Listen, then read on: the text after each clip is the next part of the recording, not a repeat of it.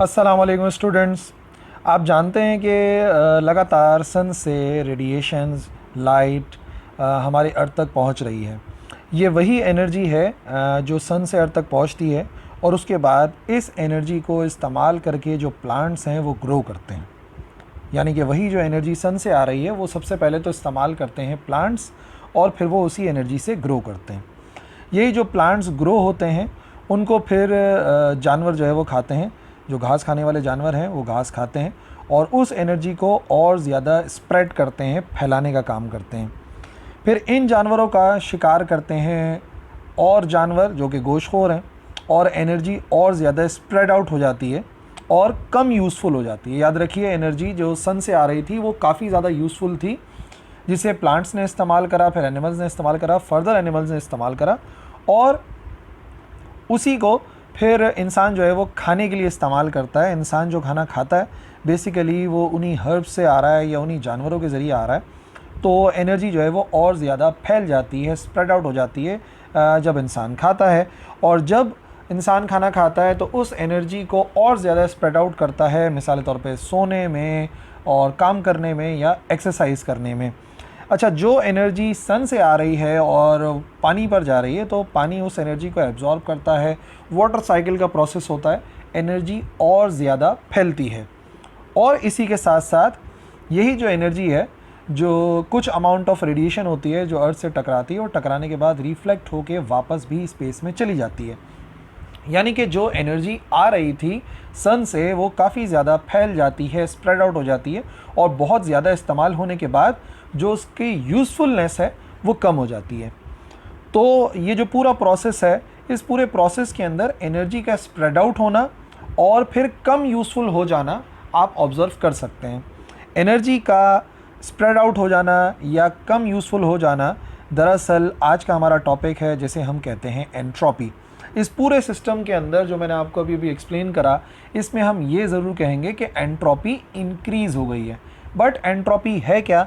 सबसे पहले उसकी डेफिनेशन को समझते हैं कि किस तरीके से हम एंट्रोपी को डिफ़ाइन कर सकते हैं। देखो, दो तरीके हैं एंट्रोपी को समझने के। सबसे पहली बात ये कि जो वर्ड है एंट्रोपी, अगर आप इसको उर्दू में ट्रांसलेट करें तो ये बनता है नाकारगी, यानी कि नाकारा होना। ठीक है, नाकारगी का जो एक्चुअली मीनिंग है वो नाकारा होना है। यानी कि जब मैं कहता हूँ कि किसी सिस्टम की एंट्रोपी बढ़ गई है तो इसका मतलब मैं ये कहता हूँ कि सिस्टम की नाकारगी बढ़ गई है, यानी कि सिस्टम और ज़्यादा नाकारा होता चला जा रहा है। जैसे कि मैंने आपको शुरू में बताया एनर्जी के हवाले से, तो नाकारगी कैसे मेजर करते हैं? The measure of systems thermal energy per unit temperature that is unavailable for doing useful work.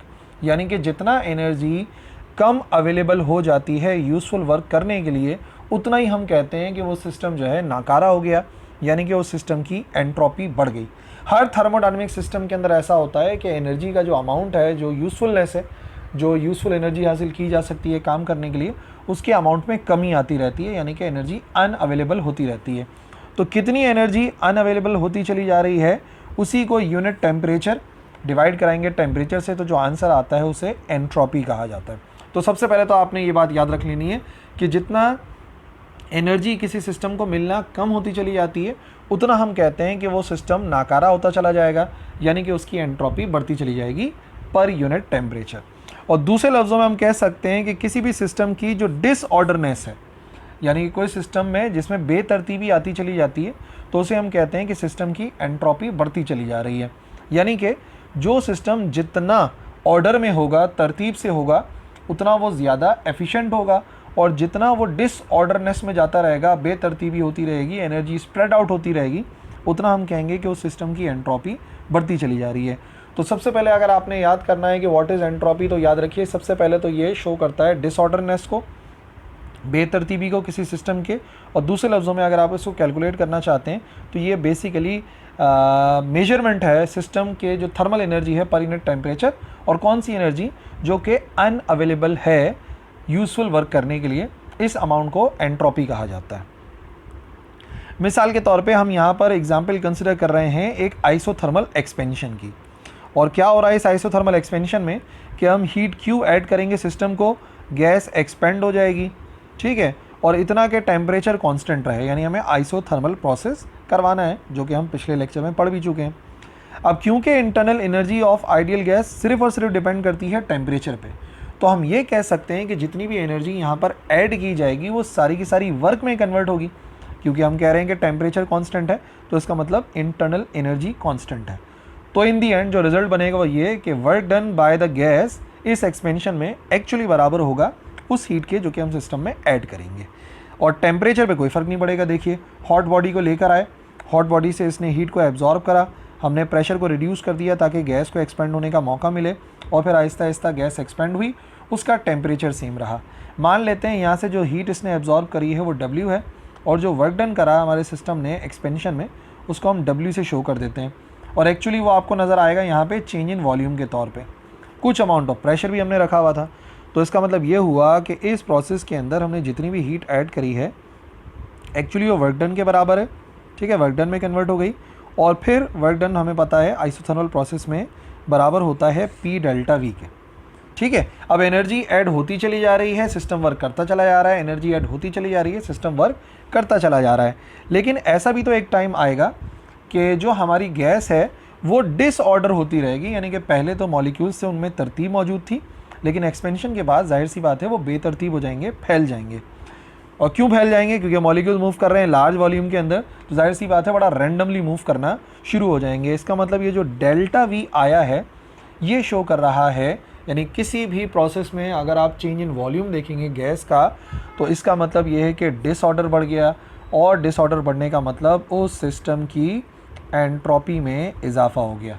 ठीक है, और दूसरे तरीके से आप ऐसे भी समझ सकते हो कि जब हमने यहाँ पे पूरा प्रोसेस किया था तो शुरू में यहाँ से हीट जा रही थी, लेकिन जैसे ही यहाँ से यहाँ हीट जाना बंद हो जाएगी, दोनों का टेम्परेचर सेम होने के बाद, तो फिर एनर्जी मिलना बंद हो जाएगी, सिस्टम काम करना छोड़ देगा, एक्सपेंशन छोड़ देगा, है ना? ऐसे ही होगा ना, जब एनर्जी जाना बंद हो जाएगी सिस्टम एक्सपेंशन छोड़ देगा, तो इसका मतलब ये हुआ कि अब जो एनर्जी है उसकी ना दस्तयाबी है, यानी कि वो दस्तयाब नहीं है, अवेलेबल नहीं है, तो सिस्टम की एंट्रोपी बढ़ गई। तो दोनों तरीक़ों से आप समझ सकते हो, मिलने वाली एनर्जी का कम हो जाना एंट्रोपी को शो करता है, और दूसरा जब भी एक्सपेंशन हुई तो डिसऑर्डरनेस बढ़ गई, और डिसऑर्डरनेस बढ़ गई तो इसका मतलब एंट्रोपी भी बढ़ गई।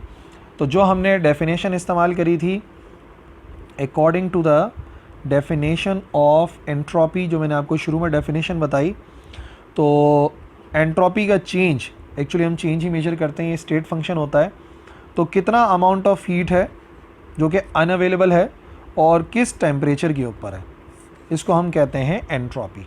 तो मेन इस चीज़ पे डिपेंड कर रहा है, एंट्रोपी कितना अमाउंट ऑफ हीट है that is unavailable for doing useful work, और पर यूनिट टेम्परेचर। इसी को देखते हुए अगर आप इसका यूनिट बनाओगे कि एंट्रोपी का क्या यूनिट होता है, तो ऊपर जो डेल्टा Q लिखा हुआ है, या Q भी लिख सकते हैं, वो है हीट जिसे जूल से शो करते हैं, और नीचे टेम्परेचर है और एब्सोल्यूट टेम्परेचर है, तो एब्सोल्यूट टेम्परेचर का मतलब हो गया उसका यूनिट हो जाएगा केल्विन। ठीक है, सो डेल्टा Q कितनी हीट अनअवेलेबल है, और यहाँ पे आ जाएगा टेम्परेचर, एब्सोल्यूट टेम्परेचर, तो ये बन जाएगी हमारे पास एंट्रोपी। ठीक है जी, फॉर्मूला ये है। अब थोड़ा बात को समझते हैं। फॉर एग्जांपल दो रेजरवायर हैं, पहला रेजरवायर जो है वो हॉट रेजरवायर है, उसका टेम्परेचर T1 है, दूसरा जो रेजरवायर है वो एक कोल्ड रेजरवायर है, उसका टेम्परेचर कुछ कम है और वो T2 है। तो ये हम जानते हैं कि हीट कहाँ से कहाँ ट्रैवल करती है, हीट ट्रैवल करती है फ्रॉम हॉट टू कोल्ड, तो यहाँ पर हीट ट्रैवल करेगी हॉट से कोल्ड की तरफ। अब अगर मैं इस पूरे सिस्टम का एंट्रोपी चेंज कैलकुलेट करना चाह रहा हूँ कि भाई कितना एंट्रोपी का चेंज हो रहा है, तो इसका एंट्रोपी का चेंज निकालते हैं, इसका एंट्रोपी का चेंज निकालते हैं, अपने आप बात क्लियर हो जाएगी। तो अगर इसका एंट्रोपी का चेंज निकालते हैं, मिसाल के तौर पे इसको कर देते हैं डेल्टा S1, तो कितना अमाउंट ऑफ हीट ये प्रोवाइड कर रहा है, वो प्रोवाइड कर रहा है Q, और कितना इसका अपना टेम्परेचर है वो बराबर होगा T1 के। इसका मतलब इधर जो एंट्रोपी का चेंज आ रहा है वो बराबर आ रहा है delta S1 Q divide by T1। अच्छा, यहाँ का जब एंट्रोपी चेंज निकालेंगे डेल्टा S2, तो ये आ जाएगा Q डिवाइड बाय T2, क्योंकि इसका टेम्परेचर T2 है। लेट्स से ये हो गई हमारी इक्वेशन नंबर 1 और ये हो गई हमारी इक्वेशन नंबर 2। अब ज़रा एक बात सोचो, किस की एंट्रोपी बढ़ी है और किसकी एंट्रोपी कम हुई है, इन दोनों प्रोसेस में से किसकी एंट्रोपी के अंदर इजाफा हुआ और किसकी एंट्रोपी में कमी हुई है? सोचो सोचो सोचो सोचो। अब मैं आपको बताता हूँ। देखो, यहाँ से हीट निकल रही है, ठीक है, यहाँ पर जा रही है, तो यहाँ पर डिसऑर्डरनेस बढ़ेगी। जहाँ पर हीट ऐड होती चली जाती है वहाँ पे डिसऑर्डरनेस होती चली जाती है, क्योंकि जितनी ज़्यादा एनर्जी स्प्रेड आउट होती है उतना मैंने आपको बताया एंट्रोपी बढ़ती चली जा रही है। तो कोल्ड रेजरवायर की एंट्रोपी बढ़ रही है, ठीक है, और इसकी एंट्रोपी क्या हो रही है, इसकी एंट्रोपी कम होती चली जा रही है। अच्छा, अब ये हमें कैसे पता चल रहा है, इससे भी अंदाज़ा लगा सकते हो, Q डिवाइड बाई T1। एक बात कन्फर्म है कि ये हॉट बॉडी है since T1 is greater than T2 है। अब क्योंकि T1 T2 से बड़ा है, देयरफॉर हम ये कह सकते हैं कि जो Q डिवाइड बाय T1 होगा वो हमेशा कम होगा Q डिवाइड बाय T2 के। सही ना, नीचे छोटी वैल्यू आ रही है, देखो ना T1 बड़ा है तो Q से जब बड़ी वैल्यू डिवाइड होगी तो आंसर छोटा आएगा, और Q से जब छोटी वैल्यू डिवाइड होगी, T2 छोटी वैल्यू है तो अपने आप आंसर जो है वो छोटी वैल्यू डिवाइड हो रही है तो आंसर बड़ा आ जाएगा। लेकिन समझने वाली बात यह है कि इस पूरे सिस्टम के अंदर जो नेट एंट्रोपी चेंज है वो कितना आएगा, net entropy change. Net entropy change के लिए दोनों को ऐड करना पड़ेगा कि भाई टोटल कितना आ रहा है। अब इसकी एंट्रोपी कम हुई है, इसकी एंट्रोपी में इजाफा हुआ है, तो हमें क्या करना पड़ेगा, हमें बड़ी में से छोटी वैल्यू को माइनस करना पड़ेगा। डेल्टा S बराबर आ जाएगा delta S2 minus delta S1। बड़ी वैल्यू इसकी है, छोटी वैल्यू इसकी है, तो ये आ जाएगा हमारे पास क्या answer, Q divide by T2 minus Q divide by T1। तो नेट एंट्रोपी चेंज आपने देखा कि यहाँ पे नेट एंट्रोपी चेंज अब भी कैसा आ रहा है, नेट एंट्रोपी चेंज पॉजिटिव ही आ रहा है, ठीक है ना। मतलब अगर आप कहीं पर एंट्रोपी को कम होते हुए देखते हैं तो बड़े पैमाने पर जब आप किसी सिस्टम को देखेंगे तो आप देखेंगे कि यकीनन ओवरऑल अगर इस पूरे सिस्टम को आप कंसिडर करते हैं तो इस पूरे सिस्टम की एंट्रोपी के अंदर इजाफा ही हो रहा है।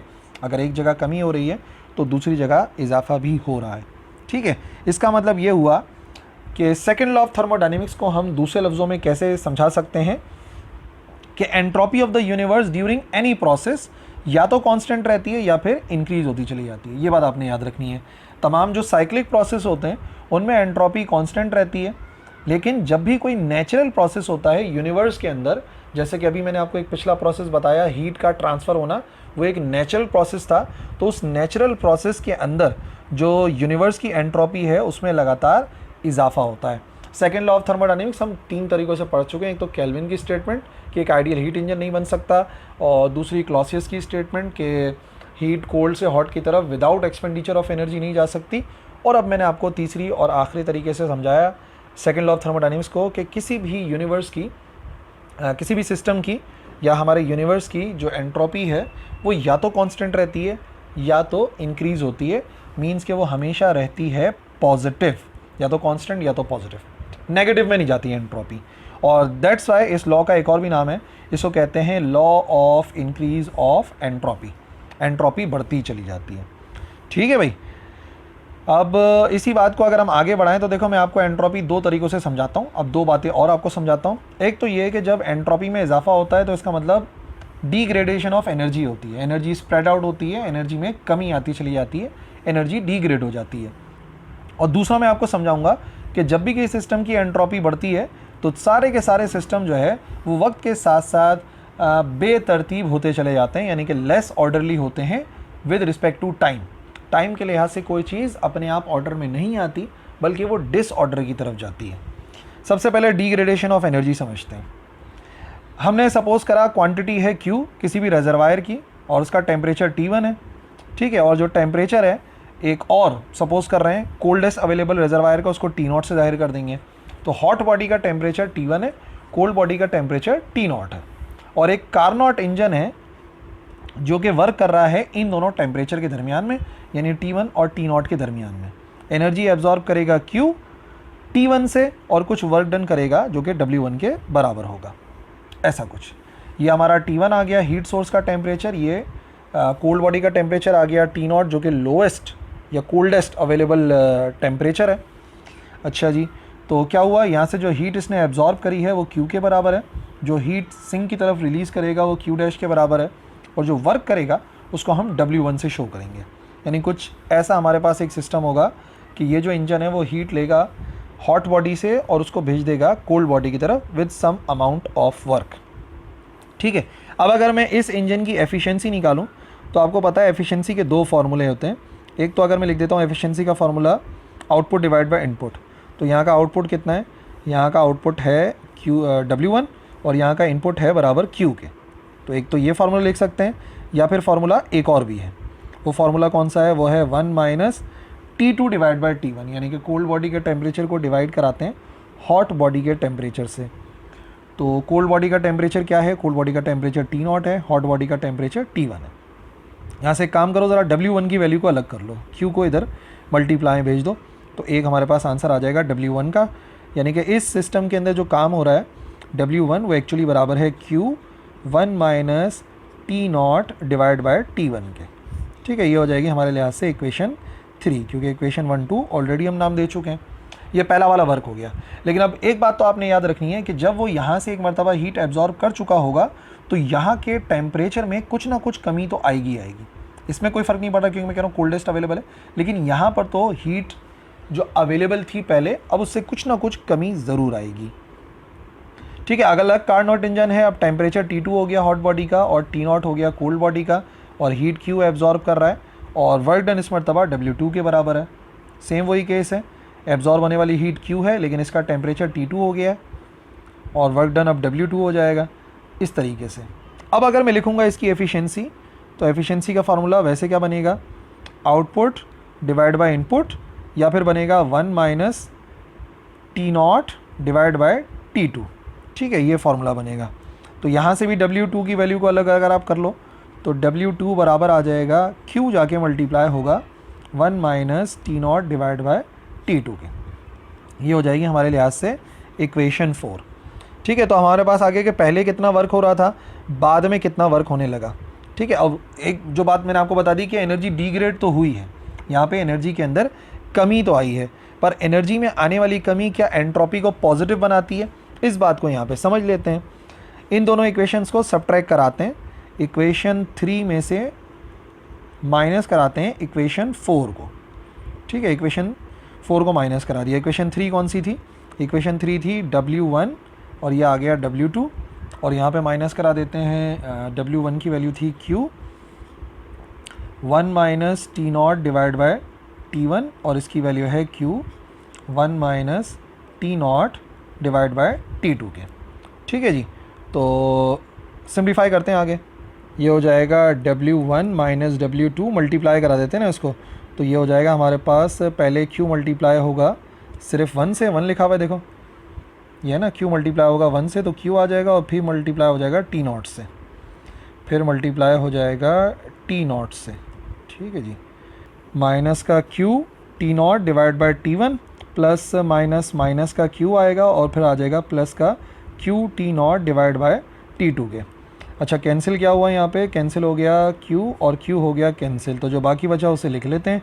वैल्यू क्या बनी, W1 माइनस W2 बराबर आ जाएगा, प्लस की वैल्यू को पहले लिख लो, तो ये आ जाएगा Q T0 divide by T2 minus का Q T0 divide by T1। Common ले लेते हैं, तो ये हो जाएगा Q divide by T2 minus Q divide by T1, और यहाँ पे कॉमन हम ले लेते हैं T0, ये आ गया W1 माइनस W2। ठीक है जी, अब याद रखने वाली बात क्या है, ये जो वैल्यू है ये बड़ी वैल्यू है, क्योंकि T2 टेम्परेचर कम था, छोटी वैल्यू डिवाइड होती है तो कम होता है टेम्परेचर। ठीक है, तो ये जो आंसर आएगा, ये T2 छोटी वैल्यू है तो आंसर बड़ा आएगा, यानी कि बड़ी वैल्यू होगी, और ये छोटी वैल्यू होगी। बड़ी वैल्यू में से छोटी वैल्यू माइनस करते हैं तो आंसर हमेशा पॉजिटिव आता है, यानी ये हो गया positive change in entropy. Entropy कैसे बना समझ में आ गया ना, ऊपर हीट है नीचे टेम्परेचर है, तो यही तो एंट्रोपी का फॉर्मूला है, Q डिवाइड बाय T। तो पॉजिटिव चेंज इन एंट्रोपी, और ये क्या है, ये हो गया जो काम में कमी आएगी। पहले सिस्टम ज़्यादा काम कर रहा था, फिर सिस्टम कम काम करेगा। इसका मतलब हम इसे कह सकते हैं, ये हो गया डिग्रेडेशन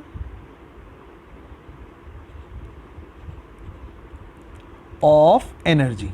सही है भाई, तो अब साबित क्या हुआ, क्योंकि तमाम के तमाम नेचुरल प्रोसेस इरिवर्सिबल होते हैं, तो हम ये कॉन्क्लूड कर सकते हैं कि जो एनर्जी है इस पूरी यूनिवर्स की, वो कंटिन्यूसली अनअवेलेबल होती जा रही है यूज़फुल वर्क के लिए। यानी कि जिस टाइम बिग बैंग हुआ था उस वक्त एनर्जी सबसे ज़्यादा यूज़फुल थी, और वक्त के साथ साथ एंट्रोपी बढ़ती चली जा रही है और एनर्जी में कमी आती चली जा रही है, वो एनर्जी जो कि यूज़फुल वर्क कर सकती है। और इसी वजह से एंट्रोपी को कहते हैं डिग्रेडेशन ऑफ एनर्जी। सही है। तो जैसे जैसे टाइम गुजरता चला जा रहा है, तमाम नेचुरल प्रोसेस के लिए जो अवेलेबल एनर्जी है उसमें कमी आती जा रही है, एनर्जी डिग्रेड होती जा रही है।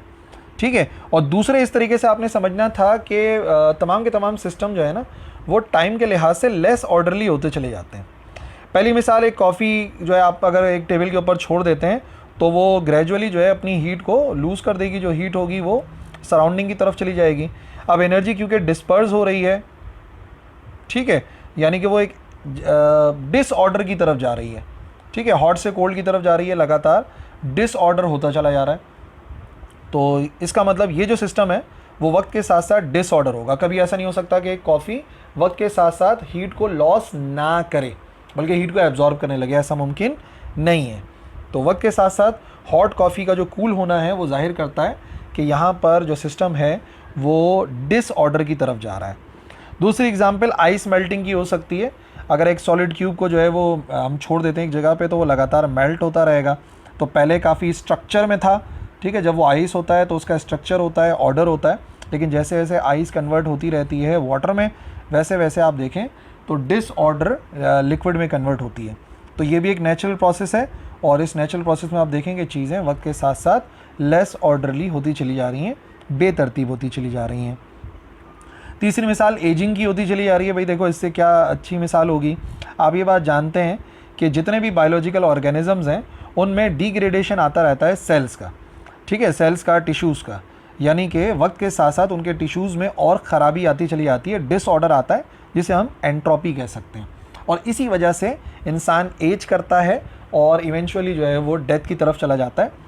तो इंसान की ज़िंदगी में एजिंग का जो अमल है वो भी शो करता है कि टाइम के लिहाज से जो सिस्टम्स हैं वो लेस ऑर्डरली हो रहे हैं।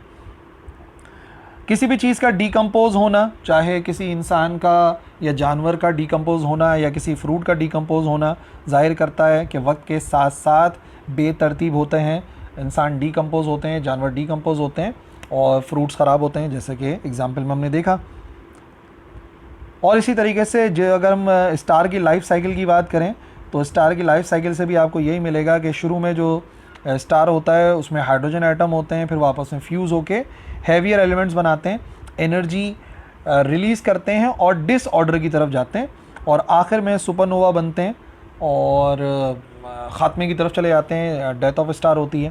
तो एक स्टार की लाइफ साइकिल भी एक्चुअली एंट्रोपी को जाहिर करती है। ठीक है जी।